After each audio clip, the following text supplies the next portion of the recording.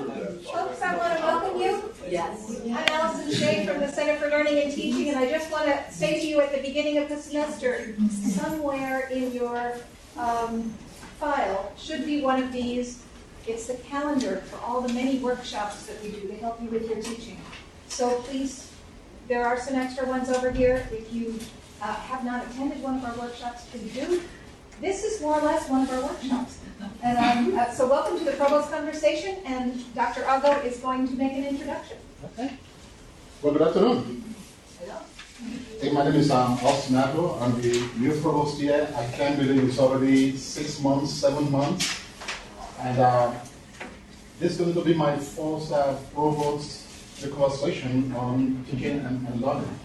For what I understand, I went online and looked at some of the archives. I'm checking of a previous conversation, just kind of have the science and the flavor for the format and the types of discussion. I must tell you that this is probably one of the things that we do very well here at ODU. Because as an institution, if in fact you value teaching and learning, you have to provide a forum for faculty to be able to share best practice in teaching and learning. And that's precisely what this conversation is designed to do.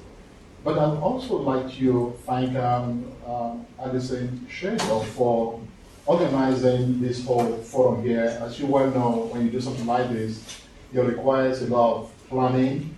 It just won't happen. Somebody has to be behind the scenes to plan it.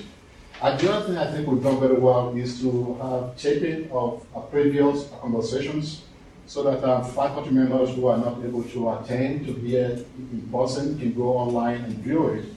And I must tell you, I went back and viewed some of the old edition, and I had a chance to see Chandra, the silver one more time when he was doing the introduction. So it was very good. I must say too that I'm very pleased with this turnout. But the two that I looked, I think I may have seen maybe 4 or 5 people in the room. But here I'm looking at that we have a very good show. So thank you for taking the time to be here. But it's my pleasure to introduce our speaker this afternoon. Justin Haegele, who is an assistant professor in the Department of Human Movement Sciences in the College of Education. His research and teaching interests are in adapted physical education activity and inclusion. In addition to his work here at ODU, he is also the co-director of Camp Abilities in Alaska, Anchorage, Alaska. This is a one-week development sport camp for youth with visual impairment. He is an accomplished faculty. Within the last few years, he has received 2 awards. In 2012, he was honored with the New York State Adapted Physical Education Teacher of the Year Award. And more recently, in 2015, he was selected as the first recipient of the David P. Beaver Adapted Physical Activity Youth Scholars Award. And this is an award that was given by the National Consortium of Physical Education for individuals with disabilities. During the next hour, Dr. Haegele will discuss the topic of inclusion, integration, and separation. These are words that we use quite often. Sometimes we use inclusion when we actually meant to say integration, and we go back and forth.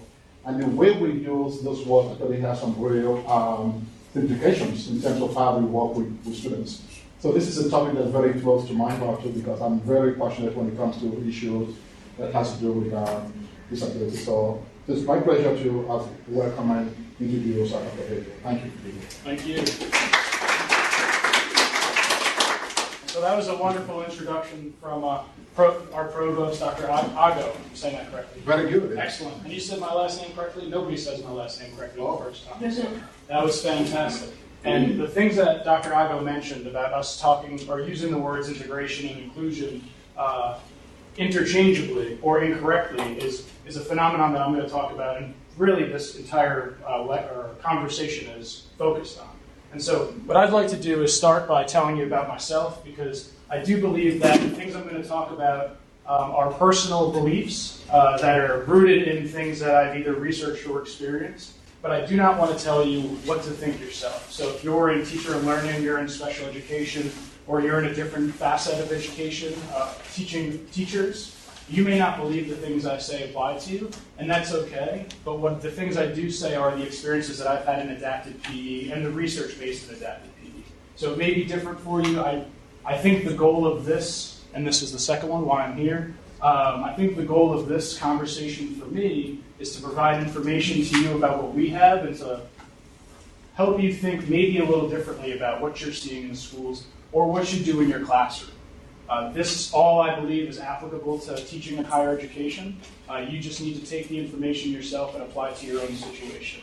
Nothing in education, I believe, is universally applicable, right? So if you have your own situation in your classes, I'm not going to tell you how to teach your classes or what you're doing as far as treatment of your students. I just want to tell you about our experiences. Sound good? I'm allowed to interact with everybody during this conversation, right? All right, fantastic. So a little bit about who I am. I grew up in New York. I was a teacher, an adapted PE teacher in a school for children with autism in Queens.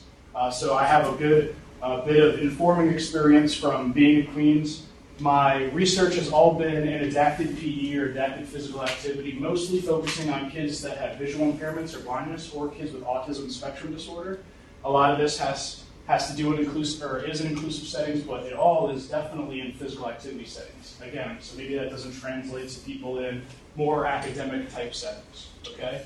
I also, as Dr. Ago mentioned, I've been running a sport camp for kids that are blind or visually impaired in Anchorage, Alaska for the past decade. This is a segregated environment, a separated environment, not inclusive.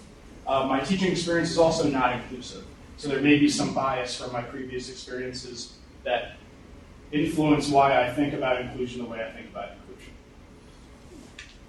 All right, let's move forward. So, inclusion is one of the most commonly used terms in education today. Can we all agree that that's true? Probably since the 1980s when IDEA was first introduced. Inclusion, everybody loves to talk about inclusion. But I would also argue that inclusion is one of the most commonly misused and misunderstood terms in education today. Would you all agree with that as well? And I think this is very unfortunate because we even label teachers as being inclusion teachers. Have you heard of an inclusion teacher before? Is this, to me, not really a possibility? Maybe a teacher has inclusive philosophies, or maybe the goal of a teacher's work is to provide an inclusive education, but being an inclusion, you don't teach inclusion, right? I was a physical education teacher because I taught physical education. Art teachers teach art. Inclusion teachers teach inclusion? Whoops. So one thing I want to clarify is that the common thought about inclusion is putting all people in one place and teaching them. But philosophically, inclusion is not just dumping kids with unique needs. And I use unique needs for a purpose instead of using disabilities for this conversation. I didn't want to just narrow myself to disability. I want you to take the information and apply it to anybody with a unique need. So that could be related to many different types of diversity. But inclusion is not dumping students with unique needs into classes without support or forcing students to fit into existing curriculum. So going back to the idea of an inclusion teacher, which in Norfolk Public Schools I know these exist because my wife happens to be an inclusion teacher. Okay, so what she does is she goes into classes where there's a collection of typically developing kids as well as a few kids with learning disabilities or or another disability, maybe a mild disability, and they're integrated into the class. And her job is to make sure that they're receiving information at the same pace as the other kids. But again, to me, this is not a reading or an inclusion teacher. This is more of a interventionalist, right? And that's what we would use more appropriately in the schools that I had worked in the past. So, first off, inclusion, not dumping kids into classes and expecting them to fit in. What most people believe is inclusion, I believe, is actually integration. So here's the difference. Integration is simply the placement of students with unique needs into existing curricula and expecting them to fit in. This is a very important part. Students are expected to just fit into a curriculum. So if it's a phys ed class, And phys ed is typically the first place where kids with disabilities are integrated into schools. It's kind of like a testing ground for administrators. They'll say maybe these kids with disabilities can be educated in an inclusive setting. What should we try first? Phys ed. 9 out of 10 times. Guarantee it. They're like, the phys ed teacher, he won't mind. Just throw them in there. They've already got 80 kids. Let's throw a couple more kids in there. 9 out of 10 times, that's where it is. And unfortunately, our research in phys ed has shown that 9 out of 10 times, most of the time, the curriculum does not change. It does not matter who's put in the class. Same curriculum. Phys ed teachers are especially secondary phys ed teachers, very stuck on the idea of doing the same activities. They're like, you know what? Every year I teach volleyball. I teach volleyball in this progression. Just because I have kids with disabilities in my class doesn't mean I'm going to stop teaching volleyball with this progression. They'll get it. Or maybe they won't get it. But that's not their problem. That's the kids' problem because they're expected to fit in. Inclusion, on the other hand, is different. It's educating all students, regardless of diverse ability or ability, in an environment that provides support and accommodation where all students are challenged and successful. Very different.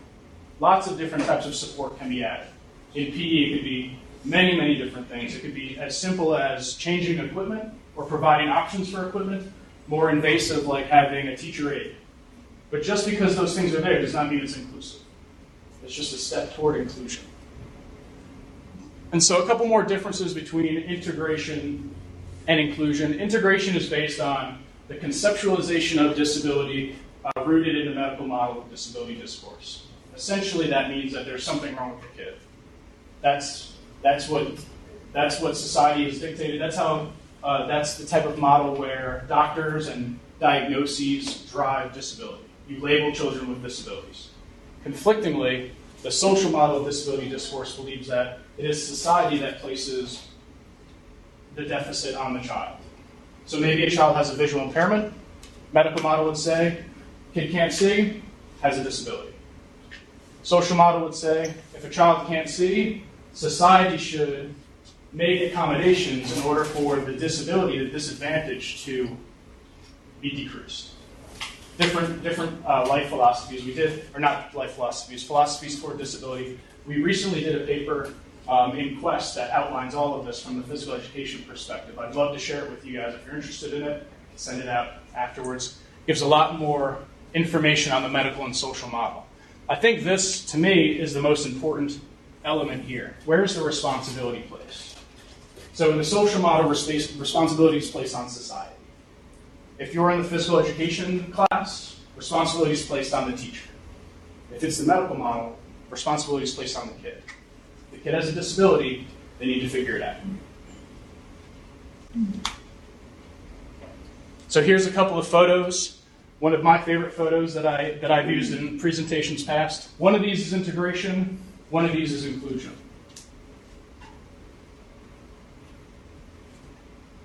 Who here, you can raise your hand, thinks that the left one is inclusion? Why isn't the left one inclusion? Because there's no kind of accommodations. They can include all given the same thing. Right, they're all given the same thing. So this is based on the equality model. We just treat everybody the same, which is integration. We just dump them in. And this is not just, these concepts are not just applicable to teaching or to schools, but to the world, to society. Even at baseball games, you don't see different options for different people typically. Now, I went to Citi Field when it was first built. I'm from New York again. I like the Mets. I went to Citi Field as opposed to Shea Stadium. The nice thing about Citi Field is they have rails where wheelchairs can roll on up and they can watch the game from there, which is wonderful. But that's a start. That's not everything. It's just a little piece. But so, this one, more obviously, is inclusion. People are treated differently in order for them to have challenge and success. They're still able to watch the game. There's really no challenge there, but they all have an outcome that is successful. I love this photo. That's actually me, my brother, and my sister. Real life photo. So here's another diagram. I think this is very helpful to explain the differences. Exclusion, of course, essentially kids without disabilities or without unique needs are doing one activity, everybody else is excluded. If you don't fit into the mold, you don't even get a chance to participate in the activities. Separation, which I'll talk more about separation later, I'm not fundamentally opposed to the idea of separation, which surprises a lot of people who focus on inclusion. But essentially, there's a group of people doing an activity, and there's a group of people with unique needs doing the same activity in a parallel way. Integration, you have people with disabilities or without disabilities or unique needs, and then you have other people with disabilities or unique needs, and they're in various stages of engagement. So some of them might be doing the activity, like these guys down here might be participating in the activity. They might be doing something completely different. They're in this little bubble. These guys might be attempting to do it but unable to do it. Or if this is a physical education classroom, this is probably the bleachers. And that's probably where kids with disabilities are sitting. And then inclusion has this nice squiggly, beautiful little bubble at the end where everybody seems to be moving in the same direction and participating in whatever activity or learning task that it is. So, the purpose of inclusion is to maximize participation of all students by minimizing exclusionary and discriminatory practice. Do you believe this is happening? So, if we were in a school and they said this is an inclusion class, would you say, oh yeah, that's wonderful? Or here on campus, we have people with all sorts of different needs in our classes. Do you believe that the classes that we have on campus here are inclusive? Nobody thinks any. But you want to respond? Yeah, this is a conversation. I don't think they're, at the college level, I don't think they are inclusive. And the reason is that we go through with the funding up through high school, and if a student has a learning disability, they get into college, we have some minimal services, but it's not adequate. Same thing with sport programs for the disabled. It's the college level, for some reason, our society is not where it should be. And it's not a criticism of ODU or any college. It's basically that's the way it is. But we need to attack that in the future and make it more inclusive, because it's not. Well, Bob, I think you bring up a good point. Let me ask you a question. Do you think that the onus on kids with learning disabilities in college, or any disability in college, I believe there's 16 kids in this university that have visual impairments to some degree of impairment. I heard that statistic somewhere. It's stuck in my mind probably since the first week I got here. So, do you believe that the onus is on the instructor to make sure that this is an inclusive environment, or is the onus on the student to make sure it's an inclusive environment? I think it's university and the instructor. But if you're saying 16, I bet you it's 160. We're just not testing them. We're not identifying them correctly. So I think we're doing a minimal, and that's just not visual impairments. I'm talking about learning disabilities, kids with dyslexia, that can't focus. I just think it's a huge item that we really haven't addressed yet. And maybe it will be in the future. I'm not saying ODU, I'm just saying in general. Any disability, though, all disabilities, visual impairment aside, if we're in a college class, as instructors, a lot of us are teaching classes, right? Do we, as the instructor, is the action on us? Is it us that has to do the action in order for things to happen for the child to get, or for the students to get services? Or is it on the student? I think it's a combination of both. More so on the instructor and having the proper resources and training. We have a lot of instructors here at the university that have no training in dealing with kids with special needs. And physical education has been notorious for that. Right now in the public schools in Norfolk or Chesapeake, they have teachers of physical education that probably never even had a course in adaptive methods. And I think that's what your goal is, to get these people trained so they can better accommodate the students, because the kids deserve it. That is 100% my goal, and one of my objectives of being here is to make sure that our phys ed teachers in Norfolk and surrounding areas have the tools in order to teach children with disabilities. I do want to explore the topic of being on campus a little more. I see a couple more people with their hands up. At least let's go here first.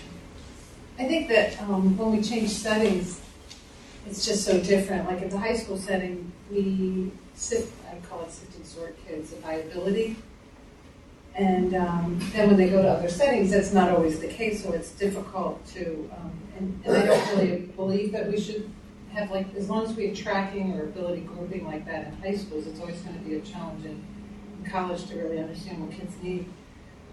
But there's a lot of exclusion for different reasons. It's physical, or it's perceived cognitive, or so I don't think we do a good job for all kids. I think we, still sort kids and exclude them from opportunities that they could have. But coming to the college level, it's very different because there's not a tracking, which is a good thing, but now you're in a more, students have more opportunities, but I don't know if it's about who has to do it, but it is about a group of people that really have to help a child understand their needs.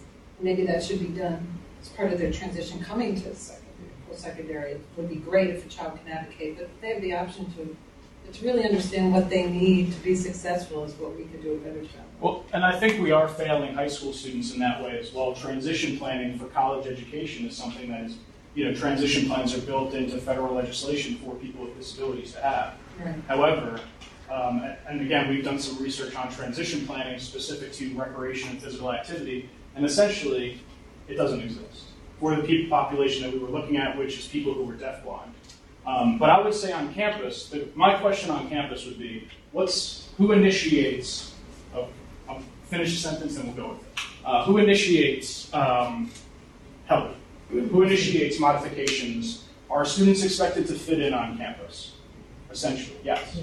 I'm in charge of our office here for students with disabilities, educational accessibility. So it is by law. It's a different law in schools versus what higher education does, and we provide that equal access. But it is up to the students to come and self-disclose that they have a disability and they might need accommodations here on campus. And when we look at offices like mine across the nation, the U.S. Bureau of Statistics says about 11% of the college population has a disability of one form or another. Only about 3% ever come to offices like mine to look for accommodations. And, we speculate all the time, why aren't they here? What can we do? Get the word out. But a lot of it is students feeling that if they ask for the help, they're going to be perceived as less than, as not able, as all of that. And see, this is exactly where I was going, and I love that you shared that, is that here on college campuses, and it has to be student-driven, right? So students essentially would rather attempt to fit in without necessarily the ability to fit in, or maybe at the risk of failing if their disability, learning disability, or whatever it might be, precludes them from excelling in classes. They would prefer to avoid those perceived negative social interactions in order to look normal, but yet maybe not do as well in classes. I was just talking to one student who he has extended time on tests, and he said, well, I'm just going to try it out in the classroom first. Let me see if I can do it in there, and then if I don't do well, I'll ask for my next test. And trying to turn around that thought process. To be successful, try it that way, and then. I'm 100% in agreement with you. Yes. Sorry. I think they're connected, so I think. Well, you are.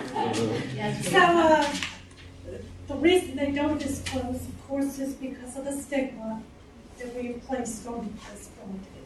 That's first thing.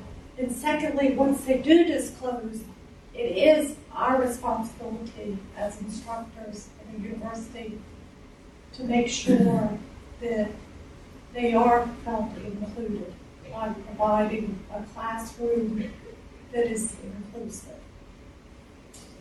And I think it's important for them to have the feeling that this is going to be a class that is going to be inclusive. And I put bunny ears up because again I tend to disagree with the whole concept that inclusion happens at least well and often. Maybe it's like a shooting star and every once in a while there is inclusion, but I believe the analogy that I've used with Nicole, who's sitting over there, is that it's similar to the Loch Ness Monster, where we all believe that we're seeing inclusion, and maybe it's out there somewhere, but maybe it doesn't exist. I've had students who have dropped classes because they've disclosed a disability to an instructor who was frustrated to like a lab or something like that, Sure. didn't feel like they could accommodate. They're expected to fit in. And it goes back to people's conceptualization of what a disability is and what we're willing to do as instructors. And I'll tell you that personally, I've not had a student, and I've had students behind closed doors say, you know, I have ADHD, I have trouble concentrating, and then we work on something to make sure that they have the ability to be successful in class. But I haven't had any students yet who've actually gone through the accessibility office and say, you know, I need extended time or something like that. And I find that to be very interesting. And I 100% agree with what you're saying about the social statements. Yes, I was Dr. just thinking about this, and you asked that question, who's responsible, who can help? I think it's a lot of people across the university, but then the thought came to me, I'm not only an instructor, I'm an advisor, you know, in the business school. Advisors should be helping with this, but I've never really had students, you know, disclose or talk much about that. I mean, it could be annotated in degree works. I mean, that seems like that would be the perfect place for it to be annotated so that they can feel free to talk freely with us one-on-one about it. And then, you know, we can help them maybe more in the classroom. I don't know. That was just a thought that occurred to me. I think, I like the idea of people knowing, but it also goes back to confidentiality. Right. If they want us to know, then we know. If they don't want us to know, then we don't know. And that goes with a lot of things. It's not just disability. It's a lot of different personal characteristics. There's things about me that you all obviously don't know, even though I'm standing up here talking about inclusion. And there's things about all of you that I obviously don't know because you haven't told me. I don't want to be rude, Dr. Swain. Is there something you'd like to share? I was just going to add, yes, stigma, perceived and real, could be a reason why many students do not disclose this and say, I'm going to go try myself. I'm going to try my own first, and then I'll do this. I would add, there must be some of these students are not because of stigma, but because they want to try it on their own. They think they can do it on their own. They think they don't need the help, and they're willing to make that effort. I mean, some of them may be doing that also. And that's a choice. You know, that's their choice. I think that, and I'll get to you in the back in a second. I love that it's a conversation, by the way, because that's what it says on the poster that's all over my building with my face on it. Conversation. Let's go to you in the back. I guess this is from my experience, and I started teaching last fall, and I guess we are not trained on how to deal with this.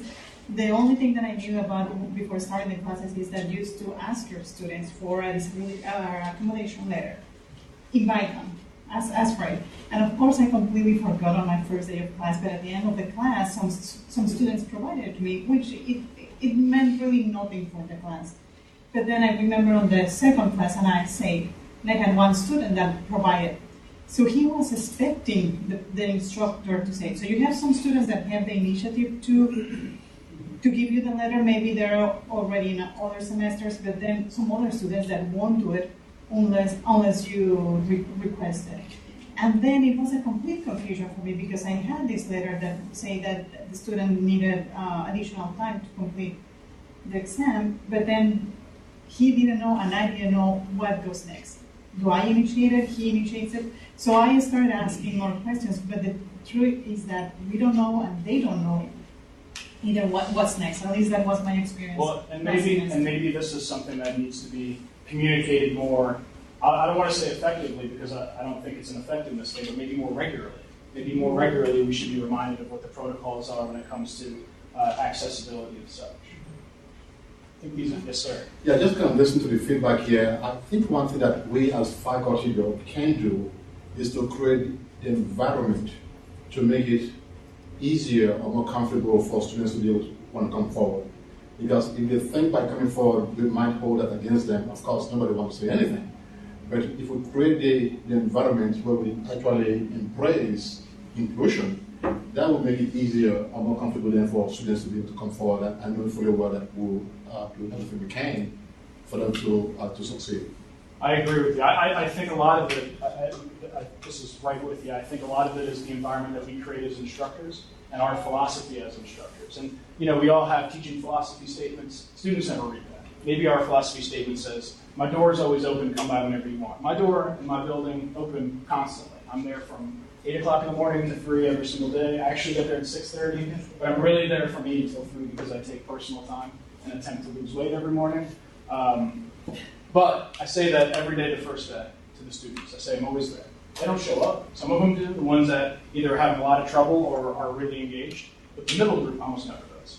And so the point of saying that is, these are things that we have in our philosophies, open door policy, inclusion and such. But I don't think, and this is just me because I don't watch everybody teach, communicate it as effectively or regularly as we possibly can. And maybe that's something we can do as instructors, is demonstrate and talk about how we're inclusive to our students and make that a part of our first day. It's an idea. I don't want to tell people what to do, but I like that idea. Yes? I just have a thought. One of the things, this is the beginning of my second year, but I know the concept of what professors and faculty and everybody could do, all adults, is to really focus on universally designing our syllabus and our courses that meet 90% of all unique needs, and then we just add on if we had to. Instead of what we do now is we might do it the way we've always done it, and then, there's a visually impaired kid, let's add this on, or no, extended time. And I spent many years in the public schools, and one of the complaints is how many people really need or use extended time is very small, and what are they doing it for? So it's kind of gotten this funny feel about making the accommodations as add-on that might not even be getting at the heart of the student needs, which is advocacy and independence. And so if we as professors could, I know there's a lot of initiatives, or even at the university level, the whole universal design is fascinating to me. Sure. Cheating, I'm a special educator, but so we had to, the idea of retrofitting is what they call it, to add on to other kids each unique need instead of trying to universally plan, which is great instruction for all. Sure, and universal design is It's very... what we've always done in PE. It's a very popular PE concept right now, universal design, and it's rooted in the disability conceptualization of the social model, of course, because the instructors... Engineering. Well, yes, that's where it came from. It didn't come from us. PE people rarely find anything. We use other people's stuff. We don't have our own theories. We use other people's learning theories, essentially. Yes? Yeah, we had actually, I think a couple of years ago, several workshops on universal design. And also for the syllabus, we have a very detailed syllabus checklist that includes several components. And one of them is about accessibility. And we work closely with the Office of Disability in terms of, for example, when it comes to working with faculty to design online courses, we are very proactive in terms of really making sure that we have transcripts, we have information that actually has some of the minimum requirements, for inclusion. And also, the other thing that we try to do is to remind faculty, because, for example, particularly for new faculty, actually even faculty who have been around for a certain period of times, just knowing the makeup of the student population, just some of the basic numbers, that ODU student population is composed of the following. And then you would actually get an idea that you have this group of people, of students that need special, attention. And I think we have a lot of stories in terms of, for example, student that faculty says, well, I didn't know that I have a group of students that English is not their first language, so they need more time, to complete exams, and that kind of thing. And I think it's really sometimes just maybe getting out information, but there are a lot of pieces, institutional initiatives, and there are a lot of efforts. It probably just needs to be more advertised. Totally. What department are you in? Oh, CRT, Center for Learning. Okay, cool. No, and the information you shared is great. And my favorite part of what you said is that we need to know the student population prior to, or at least the first day, so that then we can tailor it to that group. Because that's essentially what UDL is, right? Yes. UDL would be knowing who you're teaching and then teaching them. I'm gonna move forward because I have some stuff that I'd like to share with you from some research that we're doing. And so, as I mentioned, a lot of the research that I do has to do with individuals with visual impairments. I'm going to show you some quotes from, and I think we already know the answer to this. Is this happening? Is inclusion happening? Not really. Integration's happening. Inclusion, not so much. And this is school-based. This is not academia. This is not Old Dominion. Did not interview people from Old Dominion. But this is some research that myself and Dr. Shihadri, who's in the back, looking wonderful, did together. And we're going to this demonstrates the experience of adults who are blind and were blind during their K through 12 physical education experiences and their reflections on what it was like. And so this quote from Ashley, who is completely blind, and I'm going to read it off paper so I don't have to stare at that screen for another 30 seconds to read it. Essentially what Ashley said is, Ashley said, I actually envied my peers who could play sports and, just run freely all over the gym and play the different sports in school because I enjoyed being physically active. But I was always kind of upset that I couldn't and felt very awkward much of the time because I couldn't. I was just sitting there watching and feeling very envious. And so this individual, throughout her interview, was talking about how she would come into the PE class and she loved sport and the idea of playing, and then she would go right to the bleachers and sit down and not participate. Obviously not inclusive, but when I put the call out for participants, she said, yeah, I took inclusive PE, which is interesting. Bruce has low vision, travel vision, I believe, so enough vision to see like outlines and shadows while walking, but not enough vision to drive. Bruce said she, the phys ed teacher, would address us, Bruce and peers with other disabilities, with a certain tone in her voice as if she was addressing people who were not normal, which is my least favorite word in the English language. I think that she saw someone with a disability and just assumed that this person needed help or they needed attention. Because of their disability, they were unable to do things, so maybe that is why her voice went up and she talked as if she was talking to a child or a dog. Does not sound like an inclusive philosophy from the teacher. It actually, to me, sounds as though the teacher saw these students as a burden and saw them very differently from the other kids and hence treated them differently. Maybe not consciously. This could be a subconscious thing, your voice going up when you're speaking to somebody with a disability.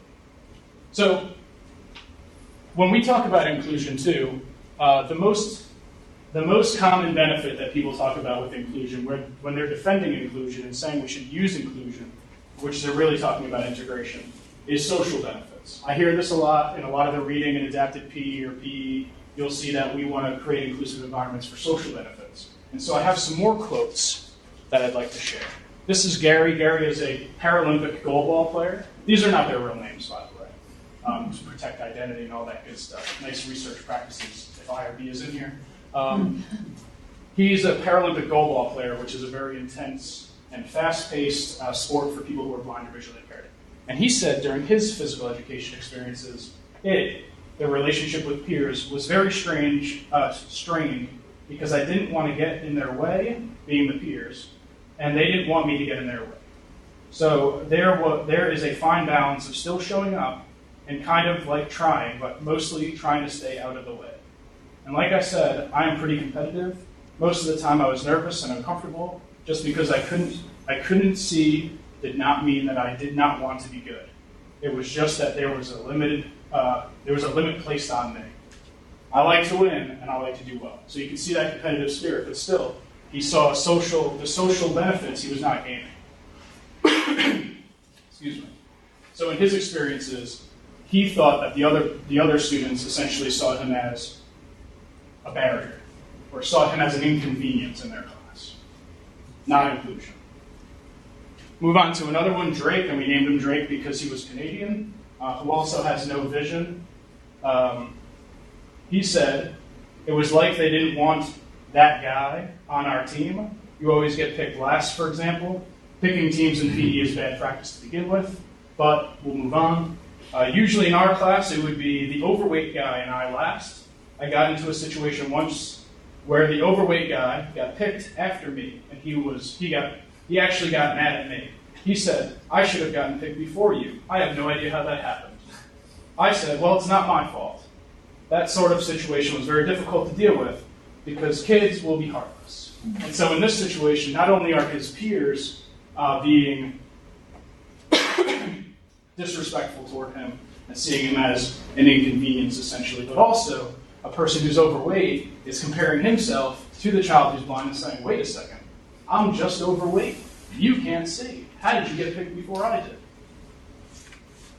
So the question that I think this entire conversation revolves around is whether or not inclusion exists. If we talk about physical education, and again, I don't want to make broad strokes, but I would say that I think that we promote inclusion in PE. I think that's a huge focus, and if you look at the literature right now in PE or adapted PE, you see the word inclusion everywhere. I don't think it actually happens. I think experiences more regularly resemble integration. And there's quantitative research that shows that, or observational research that shows that kids with disabilities are typically socially isolated away from kids without disabilities in PE. There's qualitative research like this that looks from the kids with disabilities perspective and shows that they're not getting the benefits that they probably should be getting from PE. And there's research from the perspectives of PE teachers. And I think this is a very interesting line of research. And what that says is we don't have time for kids with disabilities. That's the main thrust of the PE teacher perspective toward teaching kids with disabilities in inclusive settings. I have 80 kids. I don't have the time to plan for an additional 5 kids with disabilities. That's not my research, though. This is where I live at. So, the next question that always comes to my mind is we talk about inclusion all the time. It's a very important idea, but is that the objective? Is that the objective of teaching? Do you all think inclusion is the objective of teaching? I would say it's not. In my opinion, learning is the objective of teaching. But I think that right now, future teachers are getting this really muddled or muddied message that maybe inclusion is the goal and learning is this side outcome. But I believe that the goal is learning, and inclusion is something that we can use in order to teach, or it's a vehicle for teaching. And so separation is probably the most frowned upon word from people who love inclusion, right? They think, how can you separate kids? How can you make kids with disabilities or kids with unique needs take an education or be educated in a separate environment than kids without unique needs? It's not fair, they're separated. But I've showed you already in the research that I've done that they're not getting the social benefits from the experiences of PE, right? They're not necessarily getting the psychomotor benefits of PE because they're ostracized or sitting out. So I'm not going to say I'm a promoter of separation, but I think it might be the answer to some of the questions that we've got. So here's some more. This is what separation should look like. It's really parallelism, which would be educating students with unique needs, parallel but equitable, not equal, equitable, or in equitable settings, equitable to kids without disabilities. But what I want to show you is more quotes because I think this is where the real meaning comes from. And so this is Matt. Matt also is completely blind, but this was a separate study that we did. So we did a study on kids taught in integrated settings, and we did a study on kids who were educated in schools for the blind. Not kids. These were adults reflecting back to when they were kids. Excuse me. At the public school, the integrated school, you realize that there were certain things that you just couldn't do. But that changed when I hit the residential school. There wasn't much that you didn't get to do there. There was something that basically anybody could do because they knew how to adapt it. Or if their physical limitations kept you from doing something, then the teacher, would find another something. You would not sit idle during PE, you would do something.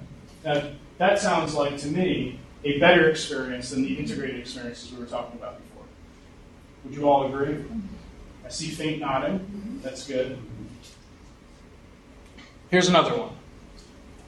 From Hank, also completely blind. I felt a lot more included. I felt like I could have a bit of a more normal school experience. So now all of a sudden I'm actually, able to participate in PE class. It was a lot better feeling because I felt more normal with my experiences. Interesting that he uses the words included and normal when outsiders would say he's separated. I think that's very interesting. So, even though I do believe there's answers with separation or parallelism, there's obviously issues as well. And the quotes that I showed you previously are from Schools for the Blind, so completely separated. There is no social interaction between kids without disabilities and with disabilities in Schools for the Blind. In typical schools, when there's separation, a lot of times social value is placed on the activities that higher skilled people are doing rather than lower skilled people. So a study from Fitzgerald, I believe 2015 is when she published this, demonstrated that kids in PE with disabilities knew that their teachers and the other students valued the activities that they couldn't do more than the activities they could do. And so these kids had physical disabilities, and they were all sent to participate in a separated bocce program. And all the other kids were playing soccer, I believe. This was in England. And so they would talk about their bocce program as lesser valued than all the other programs in the school. And so this is an obvious issue with separation in schools. So again, my objective was not to say, let's separate kids. It's more to provide all this information so that we can think more critically about what we're doing. My perspective or opinion, and I'll tell you just a little background on this slide. Typically, when I teach or I talk about this topic in particular, I never share my opinion at the end. I let everybody else just have their own opinion, and I don't share mine because it's not important what my opinion is, I don't believe. But in this case, with you all, my opinion is individualization. And that should be everybody's opinion, in my opinion. Meaning that you look at each individual and you talk about, and you think about what they need in particular. Letting the characteristics, the needs, the experiences of the learner drive what the educational program looks like. And so maybe that's separated, maybe it's integrated, maybe it's inclusive, maybe it's something else. But in my opinion, this is the only way to go with education, but it doesn't happen. And the reason it doesn't happen, again, goes back to what those PE teachers say in that research, is time. Time is a valuable thing. If you have 80 kids in a PE class, or you have 30 kids in a lecture, individualization is not an easy thing to do. So a couple more things to think about, a couple of take-home messages for all of you from my mind to yours. Take-home message number 1, strive for inclusion if that's the objective. However, focus on learning. Learning is more important than inclusion, in my opinion. It's not everybody's opinion. And that might not be a popular opinion if you talk to inclusion advocates. And secondly, sacrifice integration before learning. Meaning, if you have an opportunity to teach separately or parallel that's going to lead to more learning, do so rather than keeping a student or keeping a child in an integrated environment because you believe in the social benefits. Because learning to me is the objective, rather than sacrificing learning for integration. And I think that's my last slide. Let's check. Ready? There we go. Last slide. Any questions? You guys want to talk further? Yes, sir. I have a question. So we are in the business of training students to go out and be physical education. So in our curriculum or training, do we have anything there to at least instill those values in our students so when they go out, they can be an advocate for inclusion? For the phys ed students? Yeah. Yes. So we have an undergraduate course that's embedded into the curriculum. We just opened a graduate level concentration area in adapted PE for master's students. And we also have a graduate certificate program that we just opened last year for adapted PE. And we have our first PhD student who focuses specifically on adapted PE with us. So in the last year and a half, we have been infusing adapted PE into essentially everything we do. Dr. Drew's research line has changed dramatically because him and I are working on millions of things together at the same time. So we're moving in that direction. So is it a licensure for phys ed? Not in the state of Virginia, but in many states, there's a specific credential for adapted PE. Our state, way behind. Yes, Bob? Yes, I think one of the tragedies of this whole disabled situation in our society, when I went to school, I had a young guy in elementary school lived next to me. He was disabled. I never saw him in school for 12 years. In other words, they were bused to other buildings like warehouses, total segregation. Fast forward, nowadays, the kids in elementary school and middle school are supposed to be identified. If they got a disability, the teachers refer them to the specialists. And there's funding, there's supposed to be a mechanism, not always, but there's supposed to be. Let's go fast forward to college. That's what I was getting to when we first started talking in this session. I had a student about 4 years ago who was a severe stutterer. You saw that movie, The King's Speech. This guy was 20 times worse than that. He was a senior last semester. Ended up, he was in my class. And yet no one identified him. He had a stigma, about identifying himself. And here he's going into sport management, sport marketing, where you got to do sales and all that. And he came to my office one day in tears. What am I going to do? Well, I immediately called speech pathology, Stacy Raymer, and they did meet with him. But the point I'm making is, why wasn't he identified earlier? Why? Because we don't have a mechanism at the university level. It has to be self-reporting, and there should be a way to identify these students with disabilities that they can get help if they wish it, and so on. And funding, we fund the public schools, middle school. We don't fund the colleges like we should be for the disabled students. And I think it's a tragedy myself. Well, I think we learned earlier that we cannot have a mechanism from federal legislation that just says that kid has a disability, that kid has a disability, that kid has a disability at the university level. I do think, it's a tragedy that more students won't come to faculty earlier, I believe, and say, this is who I am. Can we make any accommodations for that? It doesn't have to be as clear as, hey, I have a disability. You can identify yourself however you want, in my opinion. I also, the whole labeling thing with me and disability, I'm not sold on labeling. I honestly don't think we need to keep referring to people as specific things. Like in this conversation, I talk about people with visual impairments a lot, and that's the label that we use. But that's, again, a very medicalized idea, right? So we base everything based on the label that they have. But just because you have a label doesn't mean you're like everybody else with the same label. How do you catch these students, other than I get an email saying, well, the student's got to have extra time for a test. They have test anxiety. That's it. But we've got students that have other types of disabilities, 100 different kinds of disabilities, including dyslexia and all these. We should be helping these students. There should be a two-way street. One of the biggest tragedies when I used to teach at Tulane, we had the athletes come in special admits. And Louisiana's got one of the worst school systems. So we get these students who could barely read. They're great athletes. They would get into school, and within 2 years they'd flunk out. And a lot of them I had in class had disabilities. They could have been helped. There was no way the university helped them because there was no mechanism. So I think we could do a better job at the university. But when you said the legislation doesn't allow us to, is that what you were saying? Is this what you guys Yeah. Well, we don't track, students have to identify themselves. And high schools can't tell us who's coming to us. Students have to do that.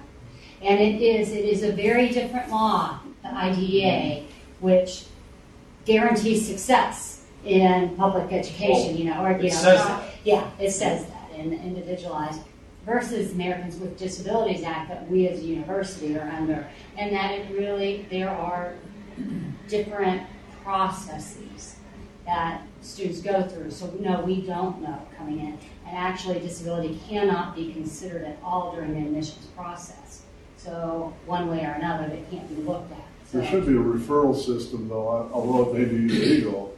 The government needs eventually, if I have this fellow as a stutterer, and I know it's going to affect him, I talk to him and he wants help, there should be a way that we can do that. This goes back to what we were talking about earlier with creating that inclusive environment and making sure that people are aware that if they need help, you're willing to help them. And maybe this is something we communicate more as faculty when the semester's starting or throughout the semester. Even after the first examination that you give, if you see kids across a range and you have kids that are getting 12s out of 100, make the broad statement in class and say, if there's people who could use X, Y, and Z as an accommodation in order to be more successful, I'm willing to talk to anybody about it, but don't go up to a kid and say, you did terrible. You probably have a disability. Right. I'm going to give you extra time or whatever. Yes, ma'am. Just to clarify, we will screen students that are referred to us who might be having difficulty in a particular class. A professor or instructor can refer them without saying, do you have a disability? If they're really struggling, you can say things like, Have you ever had accommodations? Have you talked to the accessibility office? Things like that. But of course you can't run out and say you have a disability, but in that case, the guy with the stuttering, that was, you could refer him for help. And to the faculty know they can refer them? I mean, has it been communicated to the faculty? I'm just throwing that out. Well, there's a statement in syllabus that if they're struggling, Yeah. they can. And all new faculty coming in, we talk to new adjuncts. New orientation. And even in the elementary level under the IDEA, students that are referred, they still have to have permission by parents to get evaluated. So they don't have free range just to evaluate any child. They get referred and then they have to get But permission. it's 12 years of being in these, in the school systems, and then we can't communicate that to the college that there's a major disability to help this young person, because it's clear that they're not going to identify themselves most of the time. They're not going to come forward. So I think there's some things that need to be worked out, in our society. But anyway. I mean, from a society standpoint, I think that's essentially what we're talking about. Tons of things from a society standpoint we need to work on. I think the other point about kids needing permission to get assessed, there's a lot of reasons why parents don't want their kids assessed for disabilities, because they see the same social stigmas a lot of times. They're like, I don't want my child to be labeled. Oh, then they're going down a whole different path educationally. So there's a whole bunch of reasons why this type of stuff doesn't happen. I've seen it actually in the school I worked in. Again, I worked in school just for kids with autism in New York, and we had kids that rather than their parents not wanting them to get labeled, they wanted additional labels, or they wanted the autism label specifically. So to get into our school, which was a 6-to-1-to-1 school, which means there's 1 teacher, 6 students, and a paraprofessional in each class. So to get into our school, you had to have an autism label. If you had ADHD, you had an intellectual disability, you could not get in. So there were a bunch of kids who wanted to get into our school, would go to a doctor, say, listen, my kid's got autism. They say, it's more, maybe they have an intellectual disability. They're like, no, we want the autism diagnosis so that they can go to our school. It's happened regularly over my time at that school. But it makes sense because parents are like, I want the best services for my kid. I don't want to be in an inclusion class. I want to be in this separated class. Or maybe it's the opposite. Yes? Just a couple points that looking at future research. I mean, I'm one I don't believe in separates equal. And I'm a big inclusion advocate, did that in the school systems before this. As you're looking at this, you looked at students who are blind. Correct. To look at, expanding what are the students with learning disabilities saying, because their experiences in a PE class, that might be the place where, and the ADHDers, where they thrive. And that's the part of the school system where they're really successful. So to not, to focus on broader populations. 100% agree with you. And this is so narrow. It's not visual impairment, so low incidence. It's a very specified group. The reason I work with kids with visual impairments is my history with the camp, and there's really 3 people nationally who work in the PE world who focus on visual impairment. There's 2 of us in this room. There's 1 other person somewhere else. And so I'll tell you that the next, we're moving in a different direction as far as the next set of studies we're going to look at the intersection of other types of diversity. We're going to look at gender first and how gender plus disability changes physical education experiences. So very similar methodology, just with a different theoretical focus. But we also have a master's student who's going to go into autism and go to schools and interview children with autism about their PE experiences, which has not been done very much either. So we're going to broaden out a little bit, especially with our hopeful increase in graduate students in our area. I think ADHD and learning disabilities is super interesting because, again, they may thrive in the PE environment. So maybe that's not a disability or a label that is going to... Is it time to go? Well... Yeah, our time is up, but I do want to thank all of you for making the time to be here. It's fun to have a conversation with you just by yourself, so the fact that you all showed up made it a worthwhile conversation. Again, thank you so much. And we have other conversations coming down the pipe, so I hope the turnout will be just as good. Again, thank you so very much. And thank you.